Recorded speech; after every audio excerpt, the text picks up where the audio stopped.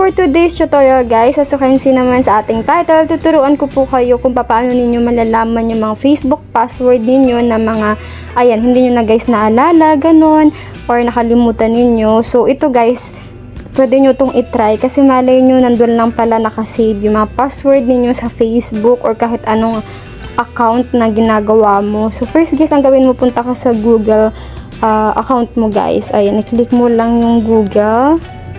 Tapos guys, punta ka sa profile mo dun sa taas. Tapos pindutin mo yung manage your Google account. Pag nandyan ka na guys sa Google mo, mag-slide ka lang. Punta ka dito guys sa security. Tapos guys, mag-scroll ka lang. So ayan, hanapin mo itong your saved passwords. Tapos password manager. So ayan guys, i-click mo lang yan. Tapos dito mo na guys makikita yung mga account na maginawa mo. Ayan guys, makikita mo dito yung apps ng Facebook. So i-click mo lang siya guys. Tapos yan, mapupunta na tayo dito. So as you can see guys, dito nyo na makikita lahat ng mga Facebook na ginawa ninyo, na mga nakasave sa cellphone ninyo guys.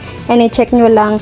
Kasi baka mamaya nandiyan yung password ninyo na nakalimutan ninyo. Ayan. Tapos pwede nyo yun guys makita, pindutin mo lang yung I sign, yung mata na sign para lumabas yung password at makita ninyo. So ganun lang guys. Try nyo na rin. Malay nyo nandito lang yung mga password ninyo na mga nakalimutan ninyo. So ganun lang guys.